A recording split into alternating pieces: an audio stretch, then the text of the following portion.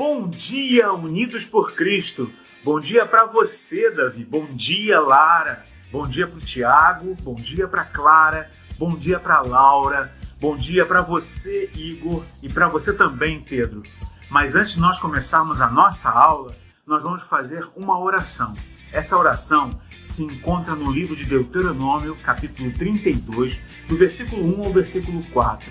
Presta bem atenção, porque ela é uma das lindas orações que existem na Bíblia Sagrada, uma oração de adoração.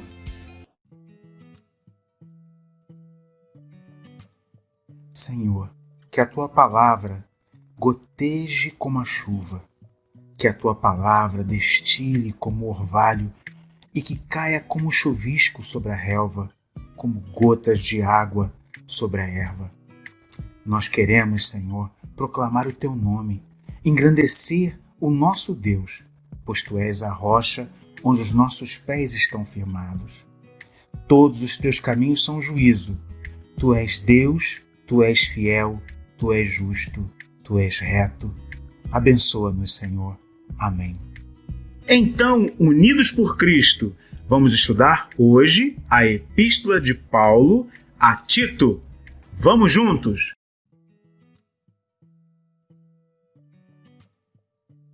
Sim, a primeira pergunta que aparece assim na cabeça da gente é: quem era Tito? Aparece esse nome assim de repente, esse nome que faz com que Paulo escreva uma carta para ele. Que pessoa era essa? Sabe, existiam homens que ajudavam Paulo no seu ministério. E quando a gente olha para a Epístola de Paulo a Tito, a gente não encontra assim muitas informações de quem era Tito. Mas se a gente olha lá para a Epístola de Paulo a Coríntios, já fica diferente. Em 2 Coríntios, no capítulo 2, no versículo 12 e 13, a gente encontra a seguinte palavra: Ora, quando cheguei a Troade, é Paulo falando, para pregar o evangelho de Cristo, e uma porta se me abriu no Senhor, não tive, contudo, tranquilidade no meu espírito, porque não encontrei o meu irmão Tito. Por isso, despedindo-me deles, parti para a Macedônia. Ou seja, Tito era uma pessoa conhecida de Paulo. Paulo já esperava encontrar Tito sempre envolvido no trabalho missionário. Tá, mas é só isso que 1 Coríntios fala? Não. Vamos lá. Em 2 Coríntios, capítulo 7, nós encontramos também alguns outros detalhes. Porque, chegando nós à Macedônia, nenhum alívio tivemos. Pelo contrário, em tudo fomos atribulados, lutas por fora, temores por dentro. Porém Deus, que conforta os abatidos, nos consolou com a chegada de Tito. Ou seja, Tito era aquele ajudante esperado, aquele ajudante que trazia sempre alegria, satisfação a Paulo. E continua dizendo no versículo 13, foi por isso que nos sentimos confortados, e acima desta nossa consolação, muito mais nos alegramos pelo contentamento de Tito, cujo espírito foi recriado por todos vós. Só para você entender, Paulo estava assim, num momento difícil do ministério dele com a igreja da cidade de Corinto. E Tito foi essa ponte que trouxe notícias boas para Paulo. Vamos lá no capítulo 8, no versículo 23. Ele fala alguma coisa interessante sobre o Tito. Quanto a Tito, é meu companheiro e cooperador convosco. Quanto a nossos irmãos, são mensageiros das igrejas e glória de Cristo. Olha só. Paulo passou por várias igrejas e Paulo escrevia cartas para essas igrejas, mas existiam homens que passavam por essas igrejas e traziam notícias. Tito era uma dessas pessoas, um companheiro, um cooperador do trabalho, da obra de evangelismo e da obra missionária que Paulo fazia. Mas é só isso? Não. Tito também era um mensageiro das igrejas. Ele foi à cidade de Corinto, conversou com os irmãos e vinha trazendo notícias muito boas para Paulo. E Paulo mostra para a gente em 2 Coríntios, capítulo 12, no versículo 18, que Tito era uma pessoa da sua confiança. Diz assim: roguei a Tito e enviei com ele outro irmão. Porventura, Tito vos explorou? Acaso não temos andado no mesmo espírito? Não seguimos nas mesmas pisadas? Tito é uma pessoa tão próxima, tão chegada a Paulo, que Paulo diz assim: vem cá, Tito sou eu. Tito sou eu. Nós pensamos da mesma maneira, falamos da mesma maneira, cremos no mesmo Deus e temos a mesma autoridade. Ele é uma pessoa confiável, é uma pessoa que não mede esforços para poder levar o amor de Deus a todas as outras pessoas. Esse era Tito. Bem, eu estou mostrando para vocês aí no mapa a ilha de Creta, onde Paulo deixou Tito, com o propósito dele ser aquele homem, aquele cooperador que passava pelas igrejas, preparando homens que estivessem ali para pregar o evangelho, para ajudar os irmãos. Vocês estão vendo que a ilha de Creta é uma ilha linda, cheia de praias, ela fica no Mediterrâneo. Eu queria que vocês soubessem e entendessem que hoje Creta é assim, uma cidade maravilhosa, com uma riqueza de coisas históricas, de monumentos, de ruas, mas de povo, de gente. Hoje existem pessoas na ilha de Creta que também precisam continuar ouvindo falar do Senhor e moram numa cidade linda. E eu queria mostrar isso para vocês com essas imagens que a gente está mostrando aí. Mas vamos voltar lá para a carta de Paulo a Tito. A epístola de Paulo a Tito, ela é curtinha, pequenininha. Ela só tem 3 capítulos. E Paulo é muito objetivo em tudo aquilo que ele fala para Tito. A gente vai só levantar alguns pontos de cada capítulo para vocês entenderem o que Paulo pretendia. Paulo começa sempre com uma saudação, um pequeno prefácio. Logo no capítulo 1, versículo 1, ele diz assim: Paulo, servo de Deus e apóstolo de Jesus Cristo, para promover a fé que é dos eleitos de Deus. Ele sempre tinha esse objetivo quando ele escrevia suas cartas: promover a fé dos eleitos de Deus. E ele mostra isso para Tito. A Tito, ou seja, a carta é endereçada àquela pessoa específica, aquele companheiro, aquela pessoa confiável, aquela pessoa que ouviu falar do amor de Deus e que aceitou, Tito. E Paulo diz assim: verdadeiro filho. Paulo tem Tito assim nessa proximidade. Paulo, como assim? Ele foi gerado por mim, ou seja, ele me conhece, ele sabe do que eu estou falando. Segundo a fé comum, graça e paz da parte de Deus e Pai e de Jesus Cristo, nosso Salvador. Mas Paulo, como eu falei, ele é muito objetivo.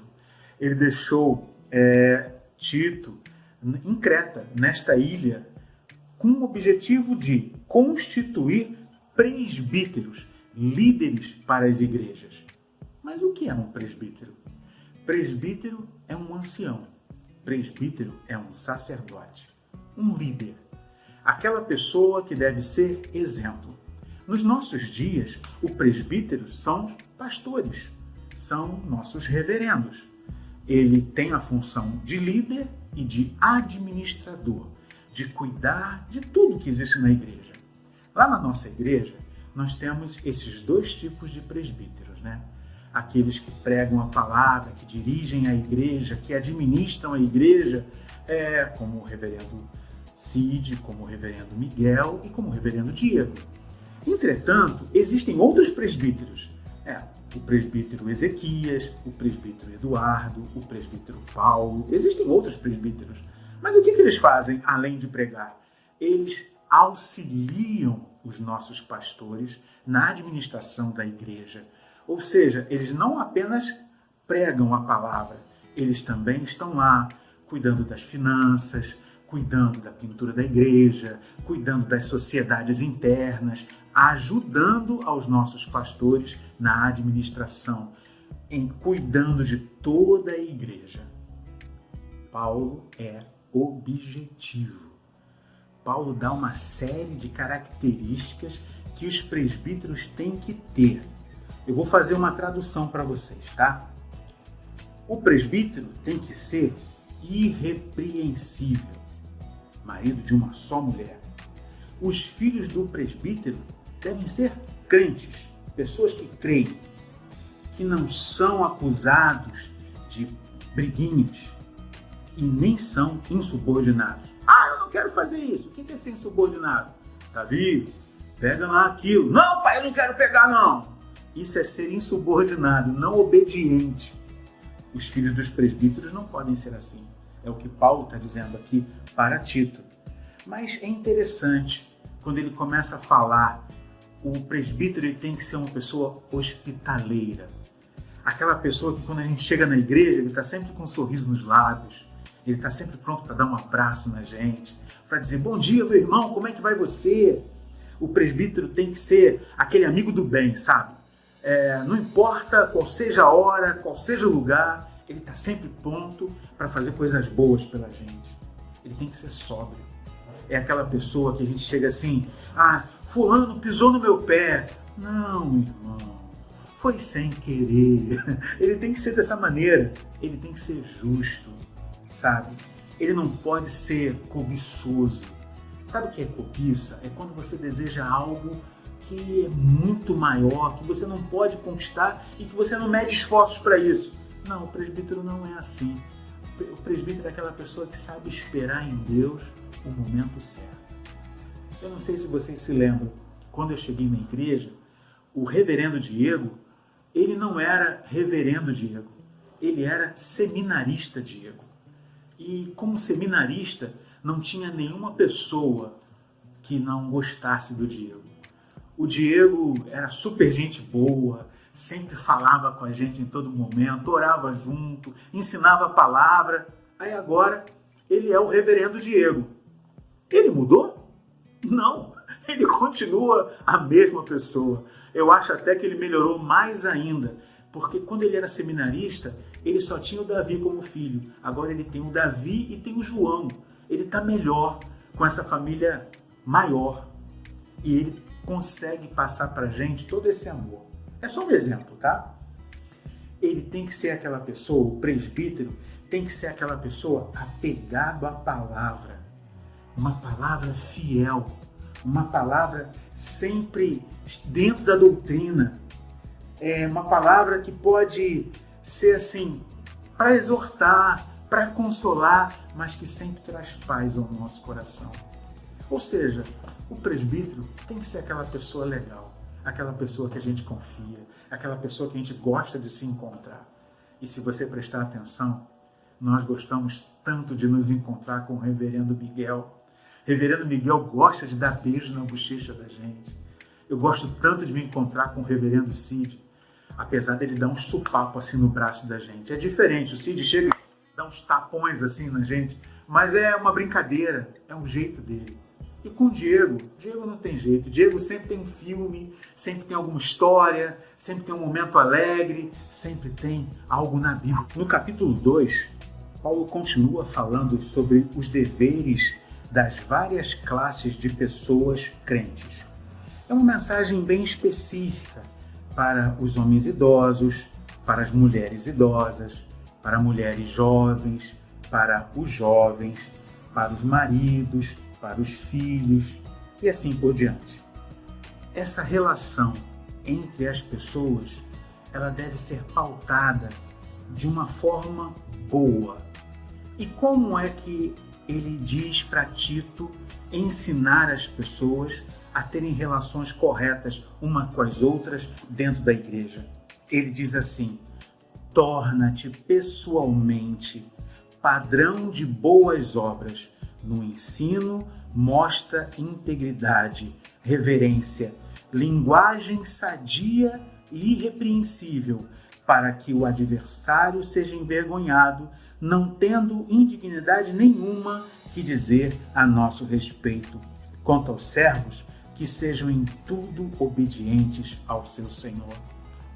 É interessante. Paulo é muito claro quando diz que Tito deve ser o exemplo para as outras pessoas, não deixando que palavras feias, palavras tristes, palavras que entristeçam saiam da sua boca, mas que seja a palavra de Deus que anima, que consola, que conforta, que dá a direção. Nós precisamos hoje de palavras assim. Nós estamos vivendo um momento de pandemia, tantas notícias tristes, e a gente fica às vezes assim, o que vai acontecer? E eu quero dizer uma coisa para você, tudo isso vai passar. Sabe, Deus nos tem dado graça, Deus nos tem dado a capacidade de, mesmo não podendo ir na nossa igreja, podemos estarmos falando uns com os outros. Essa semana foi aniversário do Davi. Mais uma vez, parabéns, Davi. E nós mandamos uma mensagem para ele e ele respondeu, poxa, valeu, eu gostei da mensagem, obrigado, tia Edu, obrigado, tia Mari. É isso. Mesmo distantes, a gente continua falando um com o outro. Mesmo distante, a gente continua orando um pelo outro. E muito mais, eu aqui falando sobre a carta de Paulo a Tito para vocês, eu estou junto com vocês aprendendo isso. Isso que Paulo disse para Tito fazer. Ter uma linguagem sadia e irrepreensível. Ter uma forma íntegra de todos os dias me portar, sabe? Tendo reverência, não só na igreja, mas reverência na minha casa, com a minha esposa, ou você aí, tendo reverência com seus pais. Paulo fala que nós devemos amar. Amar as pessoas com quem nós nos relacionamos. E a melhor forma de nós demonstrarmos esse amor é sendo educados. É que a palavra da nossa boca seja uma palavra sempre boa. Sabe, Jesus já tinha dito isso pra gente. Jesus disse que nós deveríamos amar o nosso próximo como ele, Jesus, nos amou. Sempre desejando o melhor para a próxima, para a pessoa mais próxima. Sendo assim, capazes de até entregar nossa própria vida. Sabe, dar tudo que a gente tem para o outro. É isso que Paulo está falando para Tito. Agora, no finalzinho da nossa aula, eu queria dizer que, ainda no capítulo 2, Paulo diz para Tito que nós devemos viver no presente século sensata, justa e piedosamente, aguardando a bendita esperança e a manifestação da glória do nosso grande Deus e Salvador. É isso que os nossos presbíteros e pastores fazem com a gente todo dia. Os diáconos também são nossos amigos. Eles procuram mostrar para a gente o quanto Deus nos ama. E o pastor tem preparado um lugar bom, um lugar para a gente se encontrar e poder, junto com os professores, aprendermos da palavra de Deus, tornando a nossa igreja um lugar agradável para nós podermos ouvir e aprender de Jesus. Eu quero que você saiba que nós podemos estar um pouquinho longe da nossa igreja, mas os nossos pastores estão sempre prontos para nos ajudar. Eles são pessoas do bem. Esses são os presbíteros que o Senhor tem separado para serem nossos líderes e nós devemos orar por eles todos os dias. Então agora feche os seus olhos, abaixe a sua cabeça e vamos orar. Senhor, obrigado por essa aula. Obrigado, Senhor, porque temos presbíteros na nossa igreja que foram levantados por você, que são pessoas boas demais, que nos ajudam a compreender a Tua palavra. Abençoa a vida deles, as suas famílias. Senhor bendito, nós temos que agradecer todos os dias, porque Tu primeiro fizeste uma obra no coração deles, e através deles, Senhor, nós temos aprendido tanto de Ti. Ó Pai querido, toma cada um deles nas Tuas mãos. Senhor, abençoa os nossos diáconos.